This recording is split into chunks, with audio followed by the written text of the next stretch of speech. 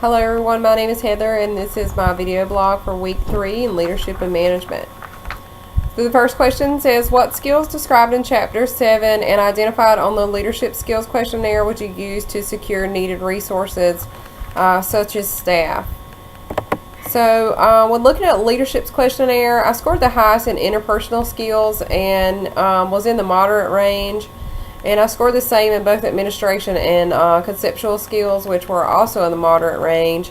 I feel like I have really good interpersonal skills, but I lack in administration skills. I've never really wanted to be a leader or have people under me, but I've always been told that I would make a good leader. So obviously somebody sees some qualities somewhere in me that I don't see in myself. But some of the skills I feel like are needed would be to be an effective problem solver and to have good communication. I think identifying current nurse to staff ratio as well as patient acuity would be a priority, and to figure out what kind of staffing needs I would really like to just talk to my staff and find out their opinions and input, because they are on the forefront of patient care. So they know when they're understaffed or when they're overstaffed, when people are not getting their hours or they're, putting in too many hours, they're, getting burnt out. So really effective communication with my staff. I mean, just talking to them about, how many staff members do you have to patients and what are patient acuity like, and find out, what our needs are. So question number 2 is, how would you use the published literature in the process? So the literature that I looked up and read was a transdisciplinary model for a curriculum revision. Basically, it's an article about graduates of health professional programs and how they need to be able to function in an integrated healthcare delivery system. And so Armstrong Atlantic State University is now participating in an interdisciplinary core curriculum based on the transdisciplinary function models. One of the statements it made was that the transdisciplinary model is more patient focused instead of or client care focused instead of provider focused, and that the care delivery system is viewed as more cost effective method to deliver community based care. So I think it's very important for all teams to be able to collaborate, whether it's within your hospital setting or if it's with people outside of in the community. So from where our patients are with us in the hospital and they have to transition to care outside the hospital, it's important for us to be able to collaborate with those teams as well. So question number 3 says, identify the levels and departments that you would need to work with in order to be effective in your role. So I think that as a manager, unit manager or leader, you would definitely have to be in direct contact with your director of your unit. If your hospital is set up like the hospital I work for, we have a unit manager and then a director of that unit, and those two work really side by side. I never really see my manager without my director. So if our manager, doesn't know or is not sure of something, our director is always readily available for her and for us as well. I think over our director, we don't really see much.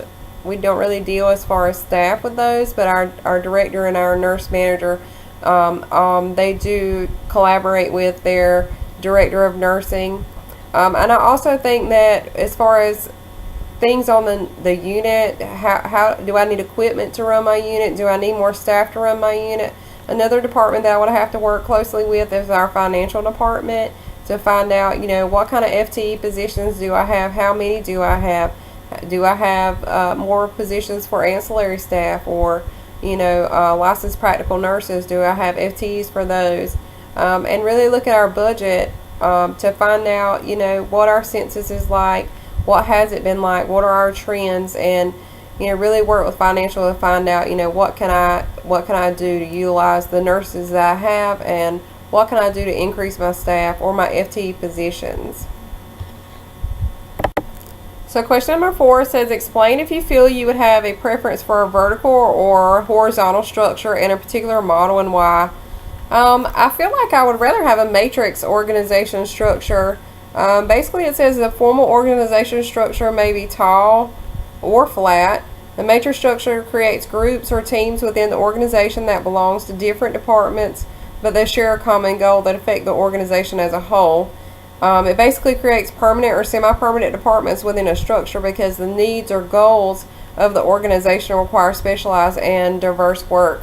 The hospital I work for now have a matrix structure, and I think it works well together. I think that each department has their own director, and although we share the same goals, our department is specialized, so I feel like each individual department is specialized in their own way. So I didn't feel like we had before. We were kind of bundled under the same director as a different department, and we really didn't feel like we ever had any access to our manager or our director because they had so many departments to take care of, where now our director is always readily available for us if our manager is not there. So either we have an open door policy there, and so we're always able to go to our manager or go to our director, and they are on our unit. Their offices are on our unit, so they're just around the corner if we need them. So I feel like the matrix structure would be a better fit for us. I definitely think the teams model is a good model to have. Teamwork is, it's something that all organizations have to have in order to provide quality care. One person cannot do it all, so you definitely need to have that team approach. So thank you guys for listening. I'll look forward to your responses.